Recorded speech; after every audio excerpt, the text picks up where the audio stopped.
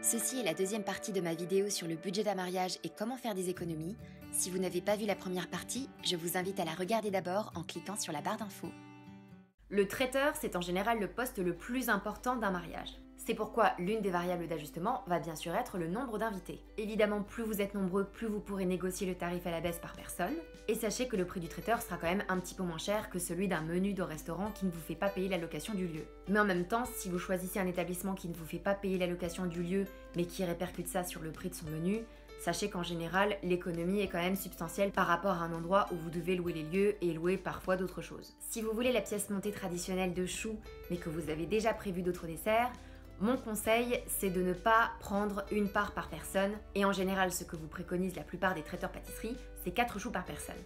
En fait, vous pouvez très bien couper de moitié et prévoir 2 choux par personne, non seulement parce qu'il y aura d'autres desserts, mais aussi parce qu'il y a beaucoup de personnes qui finalement n'aiment pas trop les choux. Sachez que le prix varie autour de 10-15 € en général pour une portion de 4 choux, donc ce n'est pas négligeable de couper le budget de la moitié. Concernant les boissons, si vous voulez apporter vos propres bouteilles de vin ou de champagne, sachez qu'en général, il faudra vous acquitter d'un droit de bouchon, et que du coup les forfaits boissons proposés par le traiteur ou par le lieu peuvent être rentables. Du coup, je vous conseille de bien faire vos calculs avant de faire un choix. Prenez aussi en compte les habitudes de vos invités, si vous avez beaucoup d'invités qui sont plutôt des gros buveurs, ou si vous savez que vous avez aussi beaucoup d'invités qui ne boivent pas trop, notamment pour le champagne.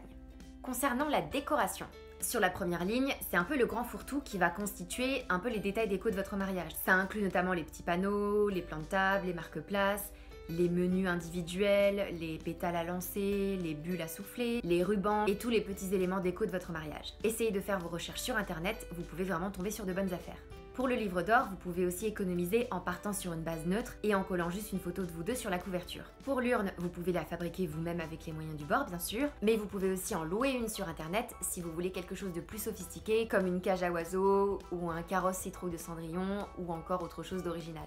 Pour le coussin ou le porte-alliance, en général le budget n'est pas très élevé, vous pourrez trouver beaucoup d'options sur internet, notamment sur le site Etsy. Pour ce qui est des fleurs, le budget est encore une fois extrêmement variable. Ça va dépendre si vous voulez le strict minimum, c'est-à-dire juste les centres de table et le bouquet de la mariée, ou si vous voulez décorer toute l'église, faire une arche de fleurs, donner des bouquets à chaque demoiselle, etc. Vous pouvez bien sûr économiser en récupérant les fleurs sur les bancs d'église et les intégrer à la déco sur le lieu de la réception, mais il faudra bien penser à l'organisation avec vos témoins et demoiselles d'honneur. Et vous pouvez choisir aussi de ne pas donner un bouquet à chaque demoiselle, mais plutôt un petit accessoire, comme une boutonnière ou un petit bracelet fleurs ou des fleurs dans les cheveux. Et vous pouvez aussi économiser sur la décoration de fleurs de la voiture, en choisissant de ne mettre que des fanions, une petite guirlande, des ballons ou autre chose. Concernant l'animation, j'ai intégré ici un groupe de musique jazz pour vous donner une idée des tarifs, mais c'est évident que c'est facultatif et que vous pouvez rester juste sur le DJ. Souvent, le lieu de réception vous demandera quand même d'avoir une babysitter pour 5 enfants, notamment aussi pour permettre aux parents de profiter de la soirée. Mais de plus en plus de mariés choisissent de faire leur mariage sans enfants, c'est-à-dire qu'ils demandent à leurs invités de faire garder leurs enfants, exception faite bien sûr des très jeunes bébés ou des nourrissons qui ne peuvent pas encore être séparés de leur mère. Concernant les cadeaux d'invités, il y a bien sûr les dragées traditionnelles, dans ce cas-là mon conseil c'est de les acheter en vrac et d'acheter les petites boîtes ou les contenants séparément. Ça permet de les personnaliser vous-même et c'est moins cher que d'acheter les dragées déjà conditionnés individuellement chez le confiseur. Vous pouvez aussi bien sûr trouver plein d'autres idées sur internet à moindre coût, mais faites juste attention au prix du packaging, c'est-à-dire du contenant, qui peut parfois être plus cher que le cadeau lui-même. Par exemple si vous choisissez un mini bocal en verre ou une petite bouteille. Si vous décidez de faire un brunch le lendemain, notamment si vos invités dorment sur place, il y a plusieurs options. Bien sûr la première option, c'est de ne pas faire de brunch, ça vous économise le prix du brunch. Sinon, vous pouvez aussi faire votre buffet de brunch vous-même en faisant des courses. Et l'idéal, c'est de pouvoir vous procurer une carte de grossiste en restauration si vous avez des amis qui travaillent dans le milieu. La deuxième option qui est aussi très en vogue ces dernières années, c'est de faire venir un food truck de burgers ou de pizza et de coupler ça par exemple avec un buffet de viennoiserie et de reste du dessert et des boissons de la veille. L'avantage avec ça, c'est que le food truck ne vous facturera que ce qui est consommé par les invités, sachant que tous les invités n'auront pas forcément l'appétit pour manger un burger et qui vont peut-être rester sur les viennoiseries. Pour le food truck, il faut compter plus ou moins 15 € par personne. Ensuite, après le mariage, il y a encore des coûts à prévoir, et oui. Tout d'abord, le pressing.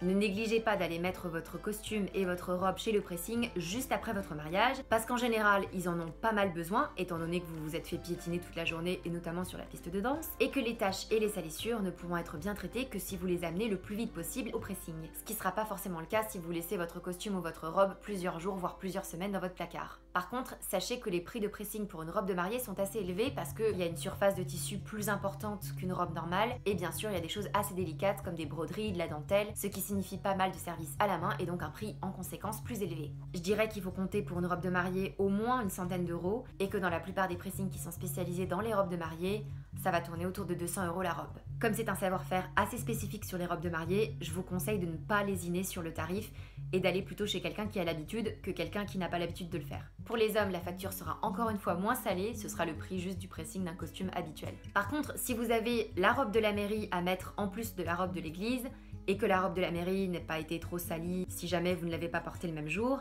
je vous conseille de mettre les deux en même temps plus le costume du marié. En général, vous pourrez négocier aussi un tarif préférentiel. La nuit de noces. Bon, je l'ai inclus dans le tableau, mais c'est évident que si vous faites votre mariage dans un domaine ou dans un lieu que vous louez déjà, ce sera déjà inclus dans le prix global de la facture.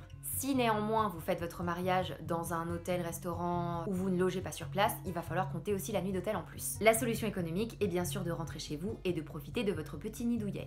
Ensuite, quelques mois après, les cartes de remerciement. Il est d'usage d'envoyer une carte de remerciement avec une photo de vous le jour de votre mariage à vos invités pour leur remercier de leur présence. Vous pouvez bien sûr les prévoir dès la création des faire-part pour l'intégrer dans votre facture globale et négocier le prix. Et sinon, sur internet, vous pouvez aussi trouver des solutions économiques. Pour ma part, j'avais utilisé le site de Rosemood, qui est vraiment pas mal parce qu'ils ont beaucoup de styles en ligne et que vous pouvez bien sûr les personnaliser avec votre texte et vos photos. Ensuite, il y a toujours un graphiste qui va vérifier derrière votre création et vous apporter des retouches éventuelles, soit au texte, soit à la mise en page. Le service est plutôt très réactif et j'étais vraiment très contente du résultat. Au niveau des tarifs, vous pouvez compter autour de 1 €, 1,30 € la carte simple avec juste une photo sur le recto et votre petit mot de remerciement sur le verso. Concernant le voyage de noces, je l'ai mis pour info sur le tableau, mais je ne l'ai pas intégré dans le budget total. Puisque c'est un peu à part, certains choisissent de le faire juste après le mariage et d'autres beaucoup plus tard, voire 1 an plus tard. Sachez que si vous passez par une agence, les prix seront plus élevés pour un voyage de noces parce qu'en général, ils vont avoir un standing un peu plus élevé concernant l'hôtellerie et les services fournis. Par contre, si c'est un voyage de noces, il peut y avoir des tarifs promotionnels sur les prix des vols, notamment si vous allez en Polynésie française par exemple. Sachez qu'ils considèrent que c'est un voyage de noces si vous faites le voyage juste après votre mariage jusqu'à peu près 6 mois, parce que si c'est au-delà, ils considèrent plus forcément que c'est un voyage de noces et vous n'avez donc plus droit aux réductions. Si vous faites votre liste de mariage aux Galeries Lafayette ou au printemps, vous pourrez aussi profiter de réductions et de facilités de paiement sur votre robe de mariée et notamment sur votre voyage de noces, mais l'inconvénient est bien sûr que ça restera votre choix à ce que l'enseigne propose. Sachez qu'ils ont aussi mis en place des listes 50-50, c'est-à-dire que vous pouvez récupérer 50% de la valeur de la liste en argent liquide et les autres 50% en achat sur la liste. En conclusion, un mariage ça coûte cher, mais que vous avez quand même pas mal de variables d'ajustement pour réduire votre budget. Bien sûr, votre but n'est peut-être pas forcément de faire un mariage au rabais, mais en tout cas, établissez votre liste de priorités, ça va vraiment vous aider pour avancer sur votre budget. Par exemple, si vous voulez vraiment avoir un vidéaste en plus d'un photographe, vous allez peut-être faire des économies sur un autre poste. Par contre, ne vous ruinez pas sur le photographe et le vidéaste si derrière vous ne choisissez pas un lieu, une déco et une ambiance qui soient à la hauteur. Voilà, j'espère que cette vidéo vous aura aidé, que je vous ai pas perdu en cours de route.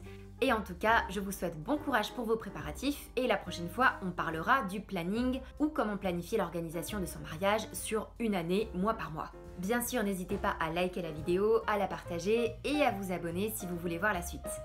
À très bientôt. Ouh.